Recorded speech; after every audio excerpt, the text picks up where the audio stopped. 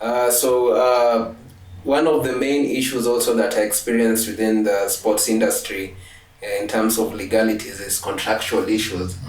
And these are either between athletes and teams or clubs, or between athletes and brands. Athletes who are getting into to be brand ambassador for different corporates or companies within the nation or internationally. And contractual issues between trainers and clients, and also we have institutions offering scholarships. So now between student athletes and learning institutions. So maybe if you can just shed some light on what you need to do before getting into a contract, and just the basics of that to help avoid some of these contractual issues. Okay, coming back and looking back at the introduction that my colleague gave, that it's more of an historical and cultural issue from the perspective like when someone gets an opportunity to be sponsored by an institution, getting a contract with a club, it's more of there is that excitement and also desperation. I've been struggling in high school, perhaps formal education is not my thing. This could be my breakthrough. So there is that excitement and also that desperation that I'm getting from this. I'm being saved from this state of perhaps poverty, and I'm getting a gig. So the first thing you rush into it is to go in wherever you call, if it's an institution, if it's abroad, you go, and then you forget the nitty-gritties of your relationship with that other party. And as they say, the devil is in the detail. How do you put the contract? It's not a mere question of formal recognition that we are having a contract, but it's more on the details of the relationship. Of course, there are duties and obligations. Your duty is to perform accordingly in a very professional way, in a very diligent way, and also protecting whatever brand of the other party that has put you into this engagement. And also in terms of obligations is on the other party, are you being paid accordingly? Is the environment favorable for you to perform in a elitist, as you put it, in a elitist level? So the devil is in the detail. How do you structure these contracts? So don't be quick on signing an agreement without looking at the nitty-gritties. Of course, there are fundamental elements of a contract which are across the board, but there are also those that are custom made depending on whatever. So parties should depart from this one size fits all approach that I need a contract, because a contract is a very fanciful name, but the duties and obligations become, in case of a dispute, in case of an injury, where do you go?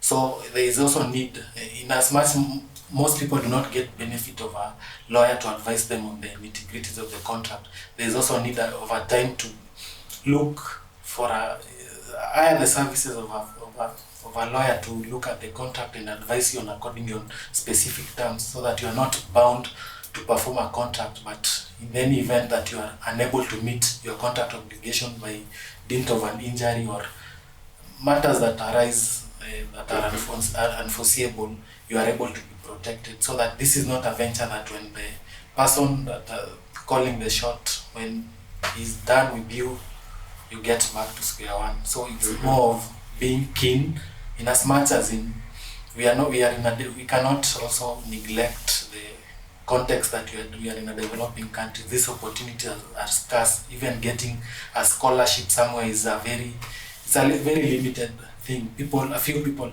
manage to access these resources and these opportunities. So in as much as it saves us from that burden that we have been facing of poverty and many other things that limit our growth in the sport industry, we have to have that conscious decision making in terms of getting into this relationship, contractual relationship. Yes. Yeah. Either of you can answer this. Agencies, or for athletes, or athletes getting involved with agencies. I don't know, but are we having much of that in the country? I only see DBA. Is it DBA Africa? mostly with the rugby. At some point, I think Ferdinando Manyala was also in DBA, then left. Any legal framework that you guys know of in terms of agency or agents to athletes? There are various forms of agency. It could be agency by mere fact of having representation of a manager, or more of an institution that deals with safeguarding or advancing the interests of their clients through an agency as an institution, but also agents can be individuals, managers, and what have you. Perhaps my colleague could add. If you think about the regulation of the sports industry, the government is very much hands-off, and it's for a good reason, because of the autonomy that we talked about of how this the industry is run, that we have a global main federation and then the national federations. So even if you look at our Sports Act and how it manages these, actually just comes in to really be a regulator in the form of licensing, that at least as much as you people are running this thing international and through these independent federations, the government, we need to be still partly involved. And so we come and we at least ensure that the guys are registered. If it's a club, it's registered and all this. So the framework does not go per se to the details of the welfare issues, and this is mainly left to the federations. And maybe this is something that the federation needs to think about, because the regulator per se, if you are to look at the whole framework, the regulator is the federation, FKF, the Kenya Basketball Federation. These are the regulators in the industry. So the structures within these federations is what should really be helping the industry flourish, so that if we find there is an issue of agents and how they are dealing with the players, because that is, I think, one of the biggest issues. Even if you look even on this other labor side, where we had the Qatar issue, these people going to the UAE, it's about how these people are run. And so the federation itself needs to come out and give regulations to these agencies, so that it's okay, you can have your agency because maybe you have some connections, because these are people who have connections to maybe the clubs or whatever opportunities you have. Then can we regulate these people into how it's done? And the federation has that power. It's not government that has that power. Government just gives licenses and maybe comes in, like how we saw now the caretaker government, maybe when things are really, really bad. But the federations themselves maybe need to come and think about these issues. Awesome. And Corona brought lots of things. And some of this is, we saw lots of, the sports industry came into a standstill, and a couple of students lost their scholarships for that specific period. Another contractual issue. What are some of your thoughts? Was that something legal or illegal? When, there's COVID, we understand the situation and everything, but the term says, I'm on scholarship from time X to Y, or from year X to Y, and COVID hit in between year X to Y. So what happened in a legal perspective? I would like to view it from as a more of a legal and a moral issue. You've engaged me in a contract, and there in law what we call issues that frustrate the performance of a contract by both individuals, not out of the negligence or mischief by one of the parties. They are called acts of God, like Corona. Corona is it's an thing that cannot be foreseen while drafting a contract, but nonetheless it should not mean that when this occurrence appears, you just throw me under the bus because the leagues have been suspended and what have you. And it basically goes back to the contract. What were the terms? This event that we call Corona has occurred. Does it mean that I'm not continuing? You are not fulfilling the part of your agreement? It does not happen like that. It's an issue of breach of. I will view it as a matter of breach of contract. Yeah. Yes, there needs to be.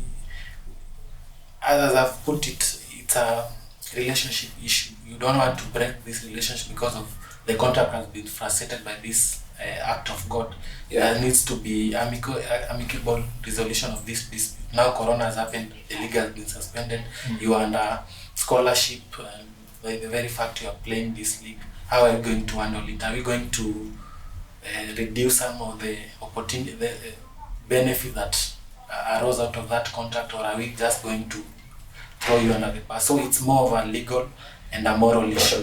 Yes. Okay. Because just you see, contract is about interests. The parties who are coming into any contract have interest. Everybody has their own interest. Yeah. For the scholarship, there's an interest of the person sponsoring that you'll be able to play for them. Most of them that you maybe join that institution, you join their team, and so you'll be part of that. So that is the bargain that the person receiving the scholarship will have to maintain. On the other side, the one getting the scholarship or the player needs that guarantee that for the next, if my course is 4 years, at least my school fees and everything about the scholarship is taken care of. Now, why we need to be very careful when drafting these contracts and when engaging, it's because there are things which are beyond Your control. Your control. Number one, it's in your control to ensure that for the 4 years you're in that degree, you're fulfilling your part by being part maybe of that team that you're supposed to be and playing the leagues. But now what happens when, number one, remember, school has a predetermined timeline. Yeah. So that we are not saying that you have a shelf life of 10 years to be in this school. It's 4 years. So that is a non-negotiable issue. Like, it's a 4-year degree, it's a 4 year. So with that insight, understanding, when you're going into that contract, one of the negotiating issues is, unless I'm the one frustrating the contract out of my own issues, but if it's something that is an act of God, as we would say it, then my benefits should not be eroded. Yeah, so that, because after 4 years, anyway, I just have 4 years. So you cannot tell me that I'll only go to school. If Corona comes, I won't continue with school. I have to wait for Corona to go, then I get back to the scholarship, you see. Because it's just each party understanding what are the issues. And the issues is, one, somebody needs you to give you a scholarship and you have to play in that league. Then fulfill that. But if acts of God comes which frustrate maybe the scholar from fulfilling that, and it's nothing out of him maybe doing some things which are part of the contract, which some of the obligations, meeting those obligations, then this person should not be frustrated.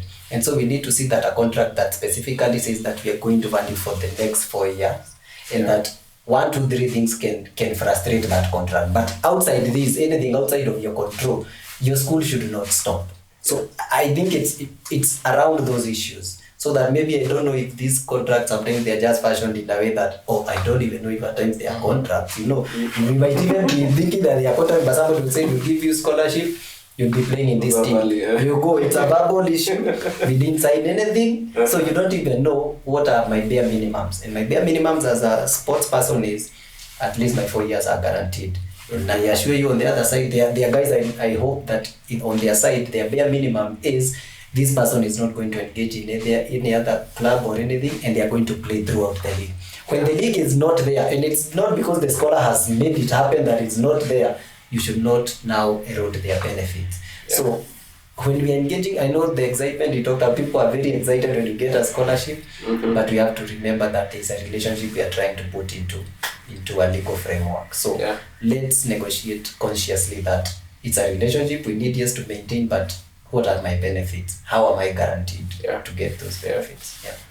And viewers, we can't end this without talking about personal injury law and trademark law. So probably, Teddy, if you could tell us, in the interest of athletes and those who or being clients who are being trained by fitness trainers or physiotherapy working on a client, what does this entail with personal injury law? Basically, personal injury law is in your relationship with the other person, in this formal relationship. In sports, we look it in the context of you are a sportsman and you are engaged in this club, and during your tenure you get injury while performing in the course of this sport. You get injured. What are the remedies? The remedies now, there's a thin line between sports law and employment law. Basically, sports law it's basically the legal framework on sports, but generally there is contract law, and there are duties and obligations. And whereas you are engaged in this formal contractual relationship, you get injured, who is responsible? That is basically personal injury law. And in the context of sports, you are in a league, you get injuries, at some point you get injured, who is responsible for that? On the part, it also comes with the obligation on the part of the institution or the other side. Basically, what are the mitigating measures that he has put in place? Is the institution insured for, in the event of serious injuries, you are guaranteed that there is an hospital that you get insurance cover to sort your issues. On the other hand, there might be negligence. Is the institution using equipment that is safe equipment? Are you being protected with protective equipment during your training sessions and what have you? So basically, the issue is looking at the remedy in the event of injury, in the performance of your duties, or in the exercise of that sport you are performing. Are you covered? And who is responsible? And basically, there is the institution which ought to be responsible. And from the institutional side, it's more of putting mitigating measures. Have the proper equipment for training. Have competent people to train your players and what have you, so that when a claim comes, the players are remedy. There is an insurance cover that will solve that issue. Yes. And during my research, I saw a really, really interesting case where an athlete, it was in between a game, a match, and the referee or the umpire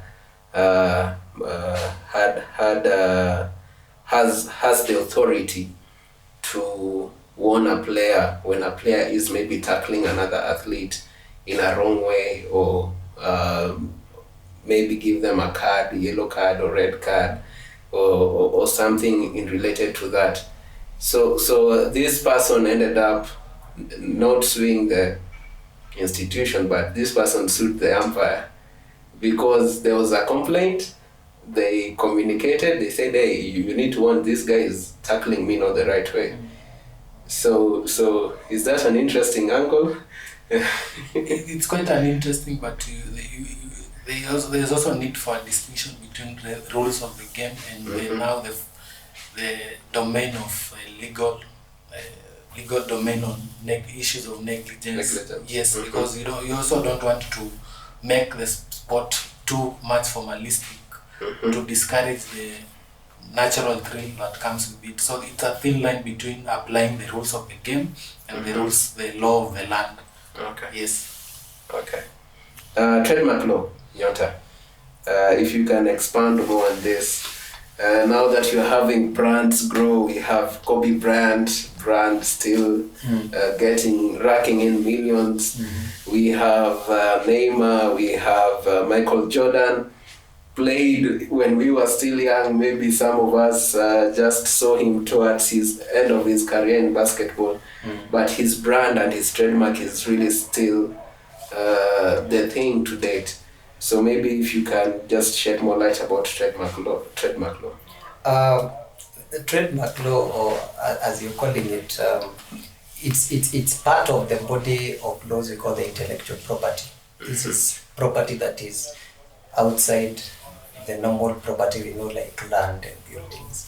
And so it's basically it's a property that you create value out of maybe a concept or an idea. So that a trademark really is that maybe I have a business and I have that name, so I will go and register it. So these are registrable brands and names. So I've registered and protected that brand, so that if, for example, KCB, if you think of a bank, KCB, that's a trademark. I myself as Nyota, I cannot go and now start using that and promoting myself as KCB. So they have protected themselves. So it is something that you go and register so that you can get commercial benefit when all this comes in. And I don't know what happened to, you remember the Githeri band on the other side of the elections? So these are people who are supposed to go and use that, so that any person who, if you register it, then you're the first person, because trademark is based on the first come first serve. So whoever registers it first will be the one who will carry that the commercial benefit. So what you're saying is that anybody who wants to use this trademark will have to pay me. So relating it to the sports industry, when maybe for example there is you have grown yourself into a brand, you can put that into an entity and register that trademark, that anybody who wants to use this name, if it's bold, so if anybody wants to use this bold, they have to pay me a royalty. So now it's an income stream to the sportsmen. And maybe this is one of the things that this industry needs to keep appreciating, that we need to build these people, and the moment we are building them, and that's why I was saying we need visionary leaders in these clubs and federations. Can we build people so that when I think about a name, it's a mark, and anybody who wants to use it, they will need to pay these people so that it's an income stream and a long-term plan. So really it's just using that brand that you're building. If you think of the Eliud Kipchoge, he has become a name of himself, and you can see the amount of channels, income channels that are coming to him, sponsorships and all these things. If any brand wanted to involve itself, for example, there's a company that is manufacturing, for example, maybe biscuits. I think I saw a biscuit called Diego. I don't know if it is related to Diego or anything, but I'm always thinking that these are the things that these people need to start thinking about monetizing their brands. Because if you need to look at this sports career as a personal brand, so that the moment it's too huge, you start having companies and all these products use your name as a brand, and then you get a royalty from that, because you built this, and so people will be buying. The moment I see Kipchoge or Kipchoge, at least I can relate, and I could just buy on that just notion. The reason that a customer would buy that product is on that notion that this name is relatable. So it's a brand I'm selling, and so I need an income from that. So generally, if you think about trademark, is how do we commercialize these brands that we are building of these sports people to be commercially viable instead of commercial instruments for them. I can just imagine how much Eliud can earn from having his own trainer shoes for athletes to run on. Compared to Jordan shoes that sell for as much as $5,000. It's crazy. It's crazy, and indeed athletes should start positioning themselves, as you said, towards having trademarks. Like now we are having Keino Classic coming. Keino is Kipchoge Keino, one of the first pioneers of athletes in the country. So, I wonder if he's also getting royalties from... We can only hope. We can only hope. Yes. So, just to wrap it up now, what's the future of sports law? It's dynamic, it's evolving, it's not static. What's the future of sports law? Maybe in 30 seconds each. Okay, I believe there is progress, and even this platform gives impetus to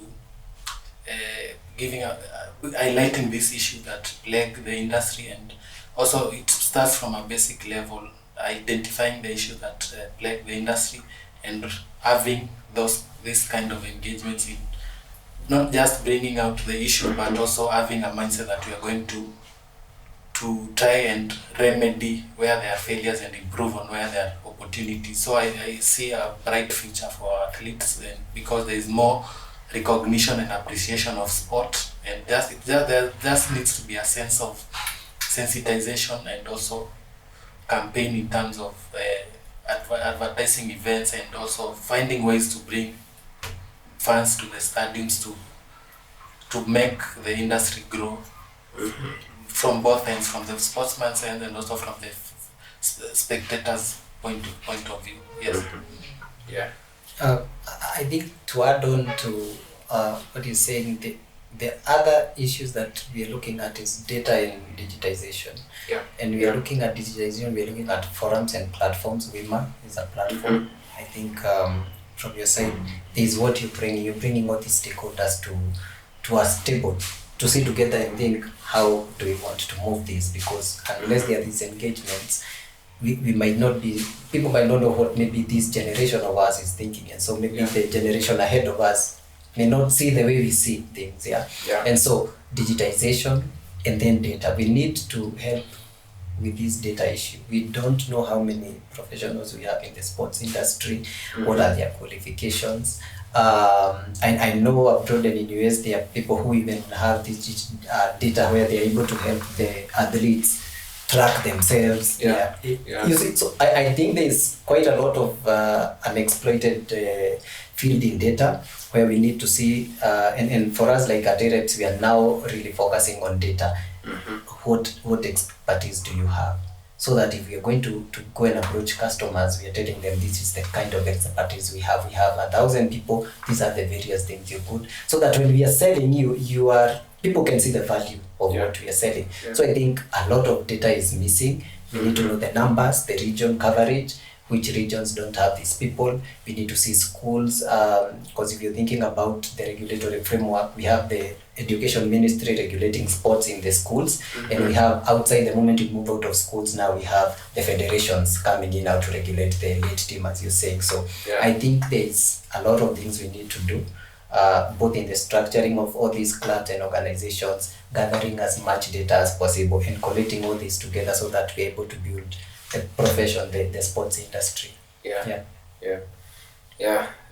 Just to also wrap it up, as we get into some few questions from the viewers, we had it already out there, and we wanted also viewers to participate in this and to get to ask some of the questions they have, because we know at times athletes, federation go through different legal issues, and we just wanted to give each and every person a chance.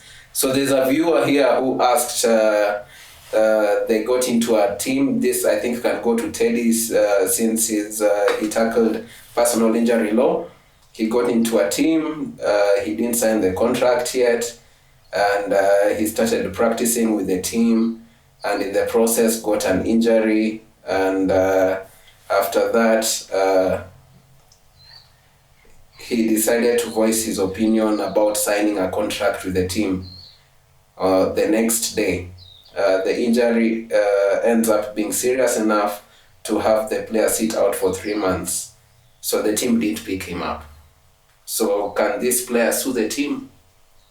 Yes, he can, and I will put it in a very simple way. In contract law, there is contract is formed in different ways, either expressly or by conduct. Expressly can be by parties sign appending signatures on the written contract, but there is also what is called implied conduct. If you take part in this relationship in a manner that a reasonable person can see that these people are engaged in a formal relationship.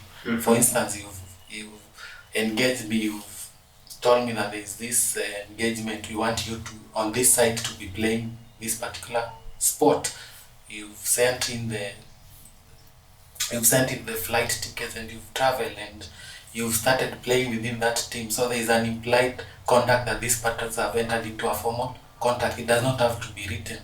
So in terms of interpretation in court, it will be a contract that came into force by conduct of the parties. Both parties expressed by their conduct that they have engaged in a formal contractual relationship. So all those other issues of personal injury and contractual claims will come in for interpretation, despite the fact that there was not a formal contract signed by parties. Thank you. There's a second question which I think was already answered from earlier explanations. The third question is, how can the basketball fraternity change the current structure of the constitution to a better one that is favored to grow and develop the league and the sport? Maybe if Nyota, you can handle this. If there's a structural problem in the current constitution, and seems like there's no loophole of changing it, how is that tackled legally? I had the privilege of just looking at that constitution, though informally, because I did get a major formal document. It was somewhere posted on Facebook, so already that's a problem. Tells you there's an issue there that we don't seem to have a clear. It's a very basic, just a very basic document which just says that maybe there is a federation, there are clubs. When I looked at its structure, I didn't see that relationship between the different parties. And I think what is really hurting most of these sports, and for example now in the basketball, is that as a player I don't know what is my role, what is my part. The federation is supposed to be regulating me, and it's also supposed to be opening up the space for me.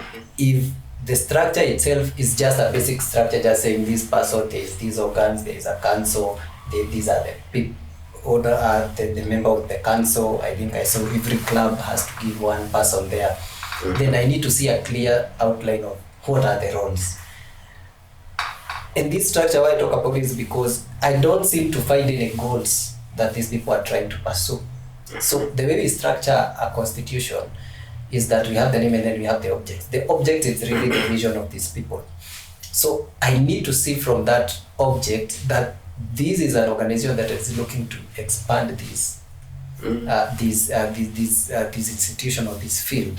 So from the way I was reading the objects, they're just basic objects that maybe we have a council regulating and all this. But I did see a clear feel. I was not feeling when I was reading this that these guys they have looked 10 years. What do we want to see in 10 years? 10 years. Because the constitution is the basic document that just outlines the relationship of the different parties, who heads what are the powers of the various parties, how is the AGM run and all this. Now, after the constitution, it birds out now the regulations. And these regulations will come into policies and all these other issues. Now, the policies which come out of that constitution is what will guide the industry players, so that as a player, you know, what is my place? So I think what I would say is going back to the drawing board, getting these people into a space where they can communicate and say, this is our goal. Because in structuring, I cannot start structuring what I don't know what I'm structuring. Yeah. I need to see a goal. I need to see a framework that is being pursued there. I need to see something. What is it that we're pursuing? Is it just forming a federation because we need to be part of an international federation? I need to know, do you people intend to, what kind of clubs are you looking at having? So that even if you're looking at regulating, are we giving them specific things? For example, all these federations, they should ensure that all those clubs have contracts with their people. This is not the work of government, because the regulator is the federation. So they should, one of the things that they should be forcing their clubs to have, everybody should have a contract if you have a player. So there's a big structural issue, so that these people, it's either I don't know if people understand their roles, or there's lack of just that leadership from the actors of this, or it's basically maybe the informal way we have run our sports industry, so that if the federation does what it's supposed to do, the structures are there for them to do as much as they want. So for the basketball one, it's going back to the drawing board. Let all the stakeholders come. Let the players voice their ideas of what we did with the fitness industry. We had the founder of who is trying to push and organize these people, and then we went and called. We have had so many meetings in the different regions. Why? Before even we sat down to write this constitution, the constitution that of the FEPSA, we had over 10 meetings. Why? I had to meet with all these stakeholders. You want a gym, what are you looking at? You want this, what are your ideas? And then we had to look and see where is the synergy between all these people. So that constitution should be a replication of the interest of these parties in one document. And then that will guide us into now forming policies. And then how do we develop the industry? Because the federation has been given that power. The government has actually left the federations to really grow that industry. So if an industry is not growing on a sport area, it's that federation which is failing. And accountability issues, if you look at the football side, who is accounting to all these resources that come? It's a very fishy affair. If we are open, we could grow the industry. But if we keep running this thing like a briefcase issue, I don't know the future of India. And as you say, there's a fitness, your friend who maybe went to Uganda or another country. You know, a foreign investor, there's a lot of interest in foreign investors coming in. If I have a brand of a gym brand in US, I could start a franchise in Kenya. Yes. A franchise, I would ensure that now, for example, if we bring Azerets and these are things we are looking into the future of doing, can this franchise and all these brands come? Then can the fitness industry people in Kenya benefit from this franchise so that you are running your own basketball team as a franchisee of that industry? But if these people come and find there are no structures, they move away, or they find that there are issues, they can, because what everybody is looking is, can I understand that if I have an issue, I go to this person? If I have this issue, who deals with it? Who is responsible for ensuring we have stadiums? If it's government, is this federation pushing government, or who? Are we leaving everything to chance? You see? Yeah. So, in almost all these, because I've been looking at all those questions and wondering, okay, if this is how we're going to run it, then there's a big problem. And the federations have a space. I don't think the government has really clawed back on them, or there is too much regulation.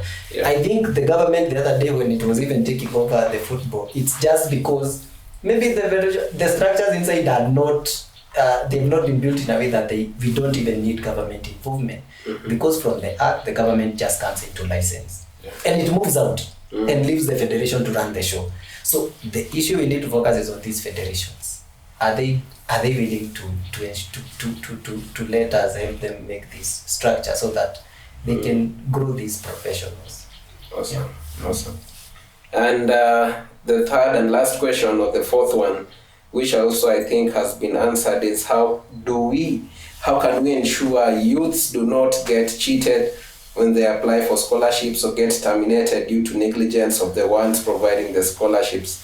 I think Teddy already tackled that, and we just need to also take our time and study the terms, right? Yes. Yeah, and maybe if you can just add one or two, if there's need.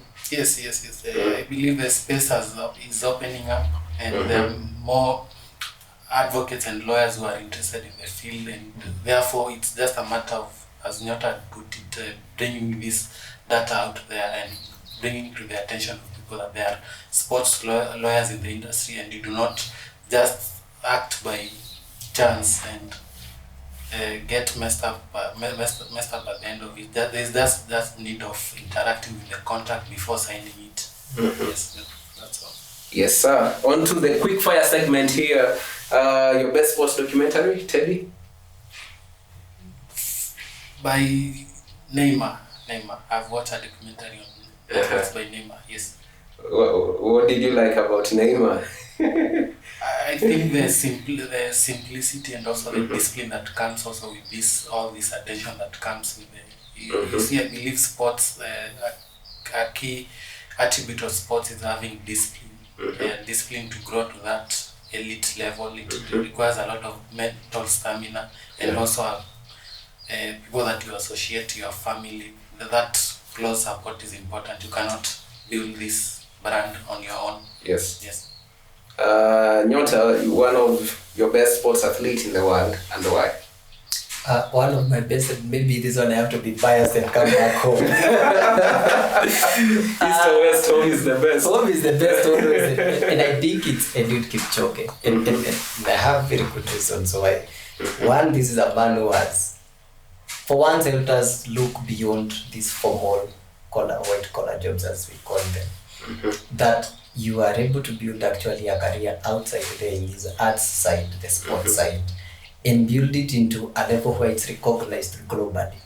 So that he has built himself into a brand. I saw the other day him marketing some, even he has now clothes lines. I saw him, I don't know, some coats and everything. Yeah. So that he is now a university. Yes, you see. So I think he's one of the person who has understood that the real thing is just understanding your gift, and then how do you close that gift in a way to, like, you don't need to be a lawyer or to get anything done in this world. You can impact the world. And when he says that no human is unlimited, really no human is unlimited, because from just running, the guy is known by more than maybe even some of the ministers we have, or some of the big people we think in our side are the big boys, as we call them.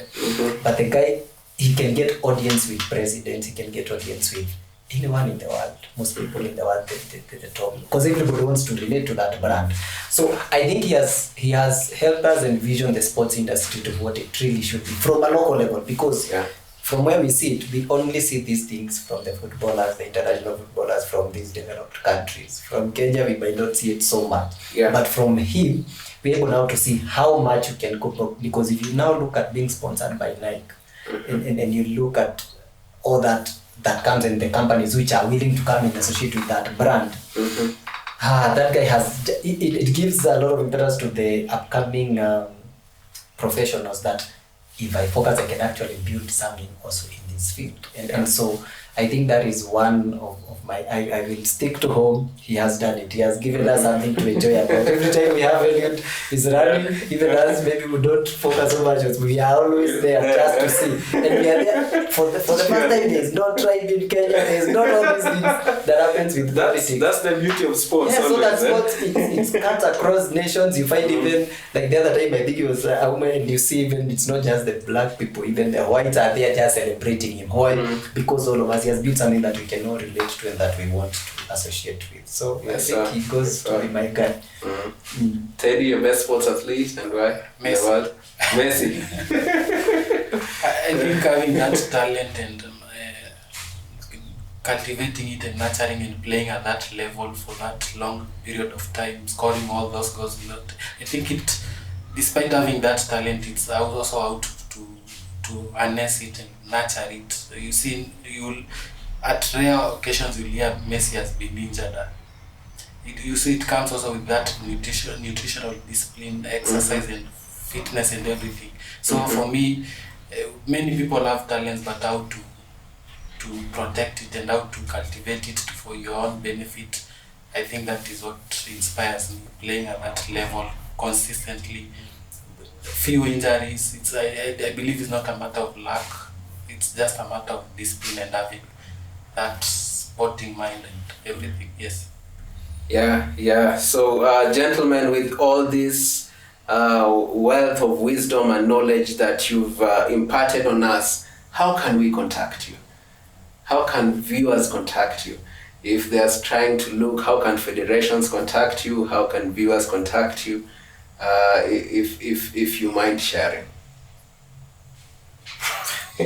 Are you looking at emails or whichever, emails, phone number, whichever you're comfortable with. Yeah.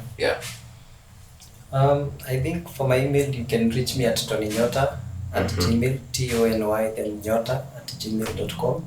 And I think maybe we'll be leaving you those details which are specific that anybody would want to get. I think you have the platform that all these people may be coming to ask all this, and I think we have given you the rights to direct them, because I think it would be a better channel for these people who might want to contact us. Okay. Yeah. Teddy, email? Email teddykegode@gmail.com. Yes, you have all the rights to publish, distribute. Yeah, definitely viewers will be having their emails running down there, and you can definitely write an email to them if you're having any legal issues, if you're having insights or solutions to some of the things we've discussed, and also if you'd like to have an audience and on ways in which we can get to improve some of the areas we've discussed and even beyond. We are looking forward to great engagements, and definitely thank you, gentlemen, for coming. I'm really humbled to have hosted you today, and God really bless you for taking your I don't know how to call this holiday, the Kenyan long holiday. It has no name. It has no name. I'm trying to look for a name. For taking your resting time just to come and just impact the world. Because what is out there, it's there to eternity. It will be there online forever. So we appreciate that, and how much intellectual power and resources that you're taking to impact the sports development in this nation. We don't take that for granted. At Wima Sports, we really appreciate you, and we're looking forward to more engagements moving forward. Viewers, we salute you too. Also, we don't forget 410 subscribers moving forward, and we are going and heading to 1,000 subscribers.